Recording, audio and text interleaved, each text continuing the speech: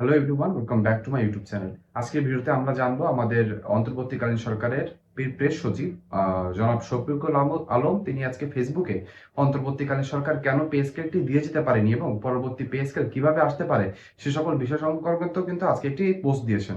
সে পোস্টে কি বলা হয়েছে, পে স্কেল কিভাবে বাস্তবায়ন হতে পারে তার সকল খুঁটিনাটি বিষয় থাকছে এই ভিডিওতে।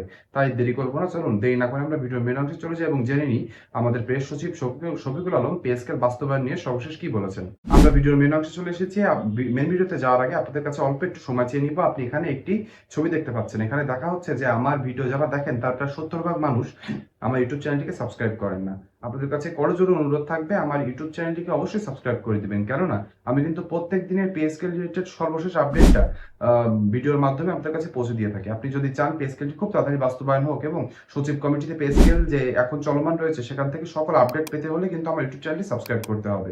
ভিডিওতে একটি লাইক করে দিবেন এবং কমেন্ট বক্সে আলহামদুলিল্লাহ লিখতে ভুলবেন না, কারণ আমরা জানি মহান আল্লাহ চাইলে কিন্তু পে স্কেলটি খুব তাড়াতাড়ি বাস্তবায়ন হয়ে সরকারি চাকরিজীবীদের সামনে চলে আসতে পারে। তাই বলবো সবাই কমেন্ট বক্সে আলহামদুলিল্লাহ লিখবেন। তা চলুন দেরি না করে আমরা জেনে নিই শফিকুল আলম কি বলেছেন পে স্কেল বাস্তবায়ন নিয়ে। অন্তর্বর্তীকালীন সরকারের কেন পে স্কেল বাস্তবায়ন করতে পারেনি তা তা জানালেন আমাদের সাবেক প্রেস সচিব। সাবেক প্রেস সচিব শফিকুল আলম বলেছেন, নতুন পে স্কেল চালু করতে না পারা তার জন্য খুবই দুঃখজনক। এটা আমাদের সরকারি চাকরিজীবীদের জন্য দুঃখজনক। দীর্ঘ 11 বছর পর সরকারি চাকরিজীবীরা ভেবেছিল যে অন্তর্বর্তীকালীন সরকার যেহেতু নির্দলীয় একটি সরকার, তারা এসে সরকারি চাকরিজীবীদের দুঃখ দুর্দশা এবং বৈষম্য নিরসনের জন্য কাজ করবে। তারা সেটাই করলো। তারা একটি জাতীয় বেতন কমিশন গঠন করলো, কিন্তু আমরা ভেবেছিলাম শুধু জাতীয় বেতন কমিশন গঠন করা না, তারা একটি বাস্তবায়ন করে গেজেট আকারে প্রকাশ করে দিয়ে যাবে, কিন্তু তারা সেটি করলো না। তার জন্য তিনি বলেছেন যে অন্তর্বর্তীকালীন সরকারের প্রধান উপদেষ্টা ছিলেন ডক্টর মোহাম্মদ ইউনূস। পে কমিশনে যে নেতৃত্ব দিয়েছেন, যে চেয়ারম্যান ছিলেন তিনি ছিলেন জাকির আহমেদ খান, এবং তাদের যে চূড়ান্ত রিপোর্টটি ছিল সেটি রিপোর্টটা জমা দিল সময় স্বল্পতার কারণে পে স্কেল বাস্তবায়ন করা হয়নি। তার মানে তিনি বলতে চেয়েছেন যে অন্তর্বর্তীকালীন সরকারের কাছে যতটুকু সময় ছিল সেই সময়ের ভিতরে তারা সকল প্রসেসটা শেষ করতে পারেনি। তাদের কাছে মাত্র তাদের সময় শেষ হয়ে যাওয়ার আগে, অর্থাৎ নির্বাচনের আগে আগে কিন্তু 21 জানুয়ারি তারা শুধু একটি প্রতিবেদন জমা দিয়েছিল। এই প্রতিবেদনের পরে এটি প্রত্যেকবারই সচিব কমিটিতে যাবে, সচিব কমিটি থেকে একটি চূড়ান্ত রিপোর্ট সেটি চলে যাবে মন্ত্রী পরিষদ, পরে মন্ত্রী পরিষদ থেকে সকল মন্ত্রীরা মিলে এটি গ্রিন সিগন্যাল দিলে কিন্তু এটি গেজেট আকারে প্রকাশ পায়।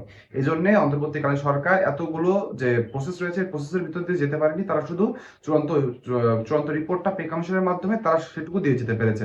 তারা বলতে চেয়েছে সময় স্বল্প ছিল বলেই কিন্তু তারা বাস্তবায়ন করতে পারেনি। তিনি আরো বলেন যে অর্থ মন্ত্রণালয় পে স্কেলের জন্য প্রায় 30,000 কোটি টাকা প্রস্তুত রেখেছিল, অর্থাৎ প্রায় 30,000 কোটি টাকা কিন্তু অন্তর্বর্তীকালীন সরকারের হাতে ছিল পে স্কেল বাস্তবায়ন নিয়ে। পরিকল্পনায় ঘাটতি ছিল না, মূল সমস্যা ছিল সময় কম থাকা। অর্থাৎ তিনি কিন্তু স্পষ্টভাবে স্বীকার করেছেন যে সময় অল্প থাকার কারণে তিনি পে স্কেল বাস্তবায়ন করতে পারেনি। এখন তিনি পে স্কেল নিয়ে কি বলছেন, পে স্কেল বাস্তবায়ন নিয়ে কি বলছেন, এই অংশে আমরা সেটুকু জানবো। তিনি বলেছেন বেতন বেতন বনাম বাস্তবতা। তিনি একজন সিনিয়র সচিব হিসেবে কাজ করেছেন। সেখানে কিন্তু বলা হয়েছে যে একজন সিনিয়র সচিবের মোট বেতন হয় 1,80,000 টাকা সকল সুযোগ সুবিধা মিলে, এবং হাতে পাওয়া যায় 1,26,000 টাকা। অর্থাৎ বাড়ি ভাড়া এবং অন্যান্য যে সুযোগ সুবিধা রয়েছে সেগুলো কেটে কিন্তু 1,26,000 টাকা তারা হাতে পান, যা আন্তর্জাতিক তুলনায় বা বিশেষ করে যদি আমরা পাশের দেশ ভারতের সাথে তুলনা করি তখন দেখা যাবে যে ভারতের একটা হচ্ছে সিনিয়র সচিবের তুলনায় বেতন অনেক অংশে কম। এবং তিনি বলেন যে গাড়ি ও চালকের সুবিধা যেটা দিয়ে থাকা নিয়ে থাকেন সিনিয়র সচিবরা, সেটা 50,000 টাকার সমমান। অর্থাৎ তারা সর্বসাকুল্যে হাতে পান দেখা যায় 1,26,000 টাকা, আর কিছু সুযোগ সুবিধা পান গাড়ি চালক এবং কিছু ওনাদের হচ্ছে বাড়ি ভাড়া সহ বেশ কিছু সুযোগ সুবিধা তিনি পেয়ে থাকেন, কিন্তু হাতে কিন্তু একদম অল্প টাকা পান। তিনি বলেছেন তিনি বলেছেন তারা এই অল্প টাকায় তার সংসার কোনোভাবে তিনি ভালোভাবে চালাতে পারেনি। তিনি তার যে সেভিংস ছিল, অর্থাৎ তিনি যে টাকা জমিয়ে রেখেছিলেন অন্তর্বর্তীকালীন সরকারের আমল ক্ষমতায় আসার আগে, সেই টাকা থেকেই তিনি সংসার চালিয়েছেন। অর্থাৎ তার মানে বুঝতে হবে তিনি 1,26,000 টাকা পেয়েও ভালোভাবে সংসার চালাতে পারেনি। আর আমরা সরকারি চাকরিজীবী যারা মাত্র 16-17 হাজার 20,000 টাকা বেতন পায় সর্বসাকুল্যে, তারা কিভাবে সংসার চালায় সেটা শুধু সরকারি চাকরিজীবীরাই জানে। এটা আমাদের বলার থাকবে যে একজন 1,26,000 টাকা পেয়ে সংসার চালাতে পারছেন না, আর আমরা সরকারি চাকরিজীবীরা বাড়ি ভাড়া সহ 20,000 টাকা বেতন পাই। আমরা কিভাবে সংসার চালাই সেটা আমরাই ভালো করে জানি। এই জন্য পে স্কেল কেন খুবই গুরুত্বপূর্ণ হয়ে পড়েছে তার কথাই কিন্তু উঠে এসেছে। তিনি আরো বলেছেন যে সরকারি কর্মকর্তা কর্মচারীদের সম্পর্কে তিনি বলেছেন, সকল সরকারি কর্মকর্তা কর্মচারীরা দুর্নীতিগ্রস্ত নয়, এমন ভাবনা কিন্তু সকলকে বাদ দিতে হবে। অর্থাৎ সকল সরকারি কর্মকর্তা কর্মচারী কিন্তু দুর্নীতিতে অংশগ্রহণ করেন না।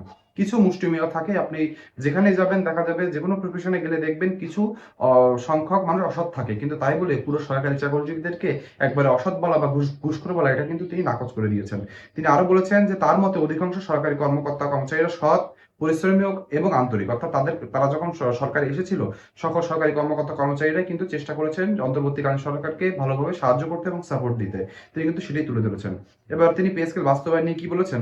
তিনি বলেছেন যে সরকারি চাকরিজীবীদের ভিতরে একদম অল্প সংখ্যক রয়েছে যারা বিদেশে সফর যেতে পারে এবং আম আ আর বেশি সরকারি চাকরিজীবীরা কিন্তু এই সকল সুযোগ সুবিধা পান না। তিনি বলেছেন, জ্বালানি তেলের দাম বাড়ায় সরকারি কর্মীদের প্রকৃত আরো কমে যাবে। অর্থাৎ আপনারা সকলে জানেন এক দফায় কিন্তু সরকারি চাকরিজীবীদের বেতন যতটুকু রয়েছে জ্বালানি তেলের দাম বৃদ্ধি পাওয়ার কারণে সারা দেশে কিন্তু মূল্যস্ফীতি বেড়ে যাবে। জিনিসপত্রের দাম প্রায় সবকিছুই বেড়ে গিয়েছে। ডিমের দাম যেখানে কয়েকদিন আগেও আপনি ৳১০ করে কিনছেন এখন ৳১২ থেকে ৳১৫ হয়ে যাবে। তার মানে বুঝতে পারছেন আপনার সকল কিছুর দাম কিন্তু আপনার পকেট থেকে যাবে। অর্থাৎ আপনার এখন টাকার দাম কিন্তু আরো কমে যাবে। অর্থাৎ আপনি যদি ৳২০,০০০ সংসার ভালোভাবে চালাতে পারতেন কোনো না কোনোভাবে, এবার কিন্তু আর মোটে চালাতে পারবেন না। আগের খরচ করলে। তার মানে বুঝতে পারলেন যে কিভাবে সরকারি চাকরিজীবীরা এই বৈষম্যের ভিতর থেকে জীবনযাপন করছেন। তিনি প্রত্যাশা জানিয়েছেন, নতুন সরকারের কাছে আহ্বান করেছেন যে আগামী বাজেটে বেতন উল্লেখযোগ্যভাবে বাড়ানো হোক এবং তিনি বলেছেন তার মতে ভালো বেতন দেয়া বিলাসিতা নয়, প্রয়োজনীয়তা। তার মানে আমাদের অন্তর্বর্তীকালীন সরকারের একজন সিনিয়র সচিব কিন্তু একথা বলেছেন যে পে স্কেল খুবই প্রয়োজনীয় হয়ে পড়েছে।